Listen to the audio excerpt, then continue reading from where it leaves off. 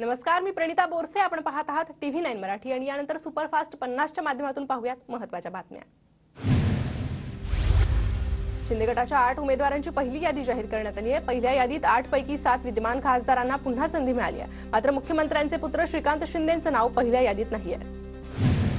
दक्षिण मध्य मुंबईतून राहुल शेवाळेंना पुन्हा संधी. ठाकरे गटाच्या अनिल देसाईंसोबत सामना होणार, तर उमेदवारी जाहीर झाल्यानंतर राहुल शेवाळेंनी घेतलं सिद्धिविनायकाचं दर्शन.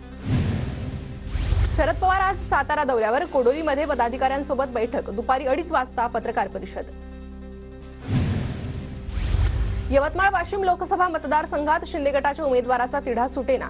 संजय राठोड लोकसभा लढण्यास फारसे इच्छुक नाहीत, तर भावना गवळींच्या उमेदवारीला भाजपमधून विरोध कायम. प्रकाश आंबेडकर यांची आज दुपारी 2 वाजता मुंबईत पत्रकार परिषद. वंचितनं महाविकास आघाडीतून बाहेर पडत स्वतंत्र लढण्याची घोषणा केल्यानंतर दुसरी पत्रकार परिषद. कोल्हापुरातून संजय मंडलिकांना पुन्हा संधी. काँग्रेसच्या छत्रपती शाहू महाराजांविरोधात होणार लढत.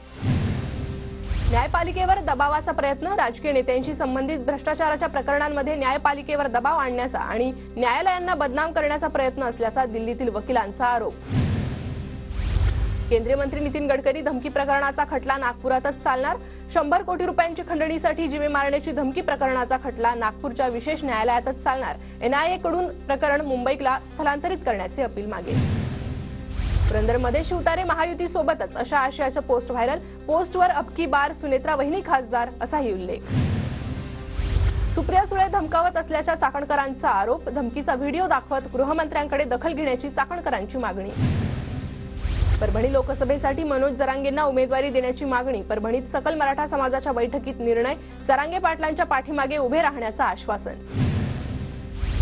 महाविकास आघाडीच्या बैठकीत काँग्रेसकडून ठाकरेंबाबत नाराजी व्यक्त. सांगली दक्षिण मध्य मुंबई जागेवरून काँग्रेसची ठाकरेंवर नाराजी. चर्चा सुरू असताना उमेदवार जाहीर करायला नको होते, काँग्रेसची भूमिका.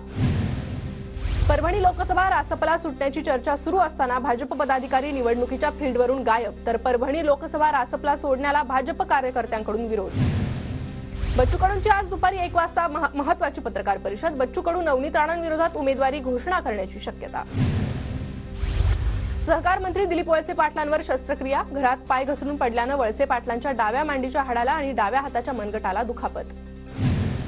दौंडचे भाजप आमदार राहुल कुल यांनी फडणवीसांची भेट घेतली. बारामती लोकसभा मतदारसंघाबाबत बैठकीत चर्चा.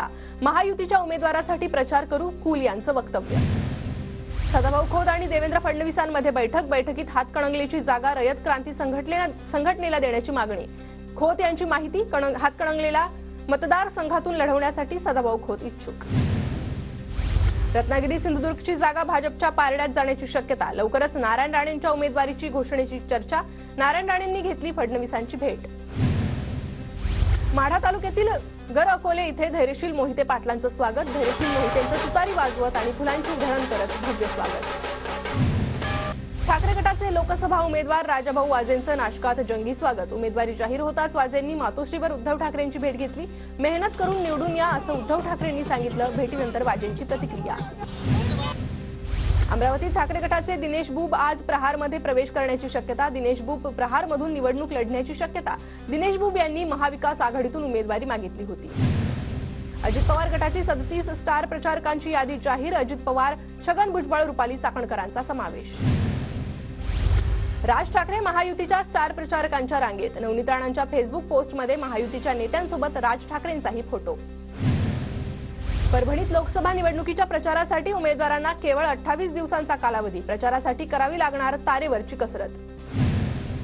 गोंदियासह सडक अर्जुनी आणि तिरोडा तालुक्यात काँग्रेसचा कार्यकर्ता मेळावा संपन्न. नाना पटोले यांच्यासह मोठ्या संख्येने कार्यकर्ते उपस्थित.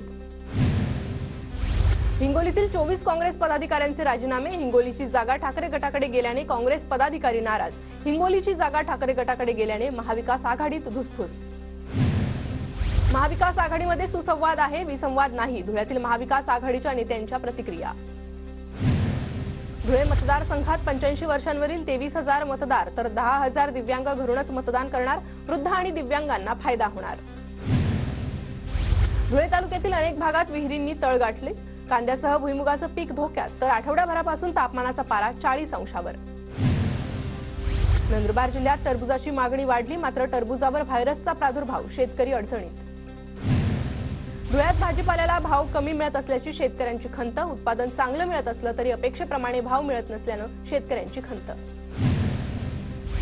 जळगावच्या समवाज कार्य महाविद्यालयात वोट कर जळगाव कर मतदान जनजागृतीपर कार्यक्रम. उपस्थितांना देण्यात आली मतदान करण्याची शपथ. मुळा मुठा नदीकाठ संवर्धन योजनेच्या तिसऱ्या टप्प्याअंतर्गत 300 कोटींची कामं केली जाणार. मात्र पर्यावरणीय मंजुरी घेण्याची प्रक्रिया सुरू असतानाच पालिकेने आचारसंहिता लागण्यापूर्वी निविदा प्रक्रिया राबवल्याने वादग्रस्त ठरण्याची शक्यता.